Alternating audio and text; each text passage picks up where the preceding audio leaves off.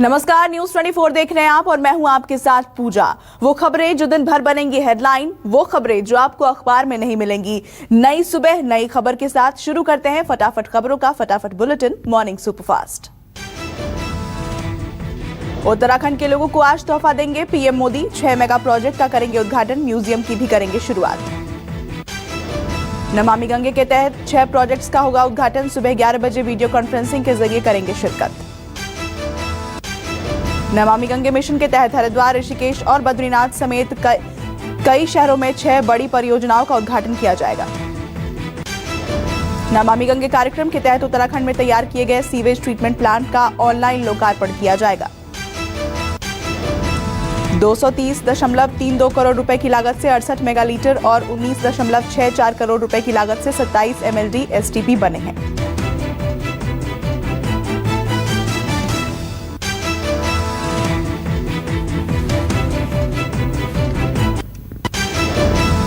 आज कांग्रेस नेता राहुल गांधी किसानों से करेंगे बात। ये बातचीत सुबह 10 बजे वीडियो कॉन्फ्रेंसिंग से होगी। चुनाव आयोग की आज अहम बैठक, मध्य प्रदेश उपचुनाव की तारीखों का ऐलान होगा। सुबह 11:30 बजे होगी बैठक।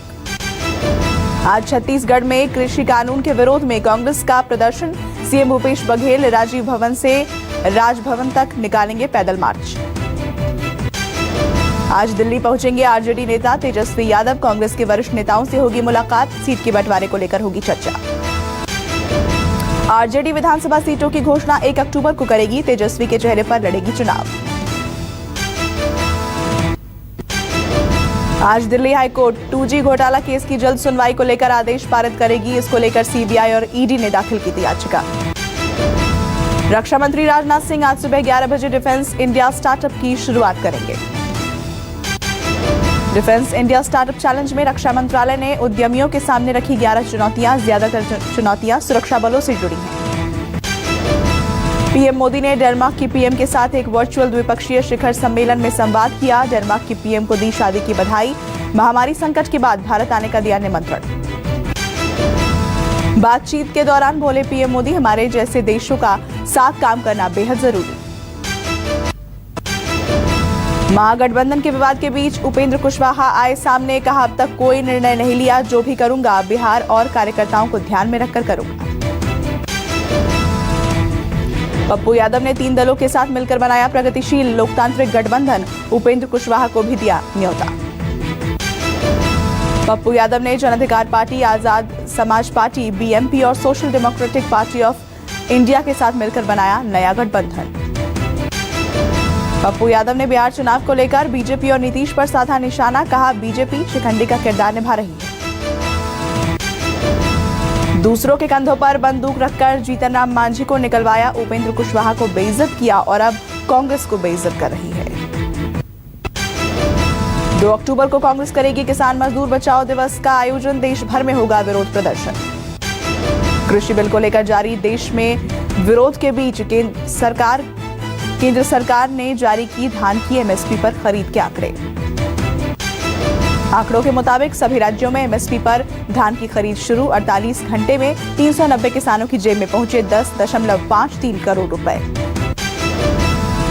अकाली नेता सुखबीर सिंह बादल का बयान, जितनी भी मंडियां पंजाब में बनी हैं उनका 80 से 90% प्रकाश सिंह बादल ने तैयार किया। ईडी द्वारा संपत्ति से जुड़े सारे पुराने मामले दोबारा खोले जाने पर हरसिमरत कौर ने कहा कि ये तो पुराने हथकंडे हैं, ऐसी चीजों से घबराना नहीं सीखा। केंद्रीय मंत्री गिरिराज सिंह का बयान, कहा कि एमएसपी रहेगा, खरीदारी होगी, मंडी रहेगी, फिर भी लोग भ्रम फैला रहे हैं क्योंकि वो मोदी के चेहरे से नफरत करते हैं। इंडिया गेट के पास ट्रैक्टर जलाने की घटना पर गिरिराज सिंह ने राहुल गांधी पर साधा निशाना, कहा इसके रचयिता राहुल गांधी हैं। कांग्रेस नेता सचिन पायलट ने कृषि बिल पर केंद्र सरकार को घेरा, कहा राज्यसभा में जिस तरह से बिल पारित हुआ उससे लगता है कि केंद्र सरकार के पास बहुमत नहीं था। अमृतसर में रेलवे ट्रैक पर किसानों ने शहीद भगत सिंह के जन्मदिन पर मोमबत्तियां जलाकर कृषि बिलों का विरोध किया। किसान मजदूर संघर्ष कमेटी ने कहा रेल रोको आंदोलन 2 अक्टूबर तक बढ़ा दिया गया है। 1 अक्टूबर से देशव्यापी रेल रोको आंदोलन किया जाएगा। सुशांत केस में एम्स ने सीबीआई को सौंपी रिपोर्ट। टीम रिपोर्ट के विश्लेषण करने में जुटी। सीबीआई ऑटोप्सी और विसरा की जांच रिपोर्ट के साथ दूसरे साक्ष्यों की रिपोर्ट से करेगी मिलान, उसी आधार पर जारी होगा बयान। एम्स के फॉरेंसिक मेडिकल बोर्ड के चेयरमैन सुधीर गुप्ता ने कहा, सुशांत के मौत के मामले में एम्स और सीबीआई की सहमति है, लेकिन और विचार विमर्श की जरूरत है। रिया शौविक की बेल पर बॉम्बे हाई कोर्ट में सुनवाई आज, एनसीबी बेल का करेगी विरोध। अपनी जमानत याचिका में रिया ने कहा था कि वो निर्दोष हैं और एनसीबी जानबूझकर उसे और उसके परिवार पर आरोप लगाने की कोशिश कर रही है। आज बॉम्बे हाईकोर्ट ने कंगना और बीएमसी मामले पर सुनवाई करेगी, दोपहर 3 बजे होगी सुनवाई। शिवसेना नेता संजय राउत आज कोर्ट में दाखिल करेंगे हलफनामा। कोर्ट ने कल पूछा था किसके लिए किया गया था अपशब्द का इस्तेमाल। कोर्ट ने बीएमसी की कार्रवाई से जुड़ी फाइलें और राउत के इंटरव्यू क्लिप भी जांच के लिए मांगी। अभिनेत्री पायल घोष आज राज्यपाल भगत सिंह कोश्यारी से करेंगे मुलाकात। दोपहर 12:45 पर है मिलने का समय, ट्वीट कर दी जानकारी। अनुराग कश्यप के खिलाफ दायर मीटू मामले में पायल अपने अगले कदम पर राज्यपाल से करेंगी चर्चा। रेलवे के नए नियम के बाद महंगा हो सकता है टिकट। एयरपोर्ट की तरह स्टेशन पर यूजर चार्ज वसूलने की तैयारी कर रहा है रेलवे। बैंकों में नकदी की कमी होगी पूरी। आरबीआई ने एमएसएफ के तहत कर्ज सीमा 31 मार्च तक बढ़ाई। फडणवीस और राउत की मुलाकात पर महाराष्ट्र बीजेपी अध्यक्ष चंद्रकांत पाटिल का बड़ा बयान। जब दो बड़े पार्टी के नेता मिलते हैं तो जाहिर तौर पर राजनीति की चर्चा होती है। राजस्थान पंचायत चुनाव के पहले चरण में 84% मतदान, 31 लाख से ज्यादा लोगों ने दिया वोट। बाड़मेर के धोड़ी मन्ना में सबसे ज्यादा 94%, तो जालौर की सायला पंचायत में सबसे कम 66% वोट पड़े। कोरोना काल में महंगाई ने तोड़ी लोगों की कमर। दाल के भाव 100 रुपए किलो के पार। महंगाई के आलम में रुला रहा है आलू प्याज। महंगाई ने बिगाड़ा रसोई का बजट। निजी स्कूलों के कोरोना काल में ज्यादा फीस वसूले जाने के मामले में राज्य सरकार भी बनी पक्षकार। आज सरकार अदालत में बताएगी अभिभावकों को राहत वाली बात। निजी स्कूल फीस वसूली मामले में 30 सितंबर तक टली सुनवाई। राज्य सरकार ने 70% ट्यूशन फीस वसूली आदेश को दी थी चुनौती। सरकार ने भी दायर की अपील। कहा 70% ट्यूशन फीस वसूलने के आदेश का कोई आधार नहीं, मामले का समाधान करे सरकार। बिहार के मुजफ्फरपुर में मोबाइल फोन छीनने के बाद स्थानीय लोगों ने 2 बाइक सवार युवकों को पकड़ा, खंबे से बांधकर की पिटाई।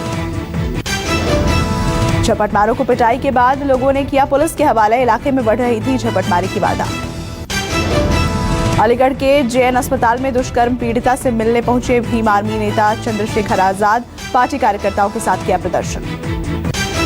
चंद्रशेखर आजाद समेत सैकड़ों लोगों के खिलाफ अलीगढ़ पुलिस ने दर्ज किया मुकदमा। सभी लोगों पर कोरोना नियमों का उल्लंघन का आरोप। सफदरजंग अस्पताल रेफर की गई सामूहिक दुष्कर्म पीड़ित युवती, हालत नाजुक। स्टूडेंट क्रेडिट कार्ड में देरी को लेकर छात्र छात्राओं ने किया प्रदर्शन। पटना में शिक्षा मंत्री और बिहार सरकार के खिलाफ छात्रों ने की नारेबाजी। नाराज छात्रों ने सचिवालय के बाहर सड़क को किया जाम। सड़क खुलवाने के लिए पुलिस ने छात्र पर किया लाठीचार्ज, कई छात्र घायल। कांग्रेस कार्यकर्ताओं ने उन्नाव कानपुर टोल प्लाजा को घेरा। नारेबाजी के साथ जमकर किया प्रदर्शन। किसान बिल का विरोध करने लखनऊ जा रहे काफिले को प्रशासन ने रोका। कांग्रेस कार्यकर्ताओं ने योगी मोदी के खिलाफ की नारेबाजी। यूपी के संभल में सट्टा लगाने वालों पर पुलिस की कार्रवाई। आईपीएल पर सट्टा लगा रहे 4 लोगों को किया गिरफ्तार। मुरादाबाद में कर्ज में डूबे किसान ने गोली मारकर की आत्महत्या। मरने से पहले पुलिस और परिवार के नाम लिखे 2 सुसाइड नोट। किसान ने अपनी मौत के लिए एक निजी फाइनेंस कंपनी के 2 कर्मचारियों को बताया जिम्मेदार। निजी फाइनेंस कंपनी में काम करता था मृतक किसान। 4 महीने पहले किसान का हुआ था एक्सीडेंट, लेकिन फाइनेंस कंपनी ने ना तो वेतन दिया, ना इलाज का खर्च। पैसा मांगने पर देते थे जेल भेजने की धमकी। नॉर्थ एमसीडी के कई अस्पतालों में पिछले कई महीनों से नहीं मिला फ्रंट वॉरियर्स को वेतन। नर्सिंग स्टाफ को मई के बाद से नहीं मिली सैलरी न देने के मुद्दे पर नॉर्थ एमसीडी की दलील। कर्मचारियों को वेतन देने के लिए दिल्ली सरकार नहीं दे रही पैसा। मुंबई सहित पूरे महाराष्ट्र में अक्टूबर महीने में खुलेंगे बार और रेस्टोरेंट। 50% सिटिंग कैपेसिटी को दी गई इजाजत। सीएम और ज्योतिरादित्य सिंधिया की सावेर में हुई सभा में भाषण के बीचों बीच पंडाल में खाली हो गई कुर्सियां, वीडियो वायरल। तुलसी सिलावट का जनता के बीच माहौल बनाने पहुंचे थे सिंधिया। स्वास्थ्य सेवाओं में लापरवाही पर शिवराज की सभा से उठकर चली गई महिलाएं। यूपी सरकार ने महिलाओं और बेटियों की सुरक्षा के लिए शुरू किया ऑपरेशन शक्ति। सीएम योगी ने अपराधों पर काबू करने के दिए सख्त निर्देश। ग्रेटर नोएडा में पुलिस और बदमाशों के बीच मुठभेड़, एक बदमाश को लगी गोली। भारत में पिछले 24 घंटे में कोरोना के 82,170 नए मामले, 1,039 मौतें हुई। कुल मरीजों की संख्या 60,74,000 के पार।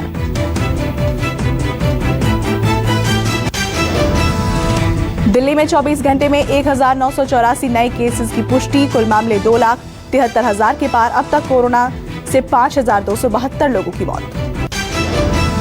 महाराष्ट्र में कोरोना के 24 घंटे में सामने आए 11,921 नए केस, 130 मरीजों ने तोड़ा दम। 13,51,000 मरीजों की तादाद। उत्तर प्रदेश में 53,953 संक्रमित। अब तक कुल 3,41,270 लोग ठीक हुए। Recovery rate 84.75%। एमपी में कोरोना के एक दिन में 1,957 लोग पॉजिटिव, 35 लोगों की मौत। मरीजों की संख्या 1,24,000 के पार। राजस्थान में कोरोना के 2,112 मामलों की पुष्टि। मरीजों की तादाद 1,30,971 हुई। 1,456 लोगों की मौत। पंजाब में 24 घंटे में 1,271 नए मामले सामने आए। मरीजों की संख्या 1,11,000 के पार। 3,000 से ज्यादा की मौत। उत्तराखंड में आज शुरू होगा अंतर्राज्यीय बसों का आवागमन। सार्वजनिक परिवहन के संचालन के संबंध में एसओपी निर्धारित किए गए। अब वाहन निर्धारित क्षमता के अनुसार सवारी बिठा सकते हैं। बसों में स्टैंडिंग की अनुमति नहीं होगी।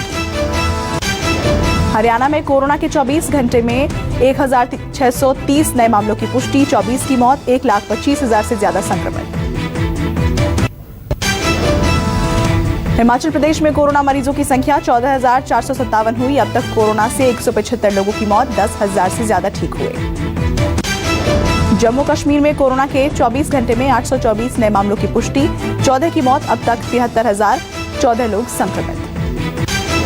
पश्चिम बंगाल में 24 घंटे में मिले कोरोना के 3,155 मरीज। राज्य में संक्रमितों का आंकड़ा 2,50,000 के पार पहुंचा। कर्नाटक में कोरोना के 24 घंटे में 5,066 केस सामने आए, 59 की मौत। मरीजों की संख्या 5,82,000 से ज्यादा। झारखंड में कोरोना के 1,508 नए मामलों की पुष्टि। राज्य में संक्रमितों की संख्या 81,000 से ज्यादा। 688 की गई जान। आंध्र प्रदेश में एक दिन में 5,487 मरीजों की पुष्टि। 37 लोगों ने गंवाई जान। संक्रमितों की तादाद 6,81,000 से ज्यादा। अरुणाचल प्रदेश में 329 नए मामले सामने आए। मरीजों की संख्या 9,332 हुई। अब तक कोरोना से 15 लोगों की मौत। मणिपुर में पिछले 24 घंटे में 178 नए मामले सामने आए। कुल मरीज 10,447 हुए। अब तक 64 की मौत। केरल में 24 घंटे में कोरोना के 7,000 नए केस, 20 की मौत, 1,79,000 के पार मरीजों की संख्या। मिजोरम में पिछले 24 घंटे में 44 नए मामलों की पुष्टि। कुल मरीजों की संख्या 10,051 के पार।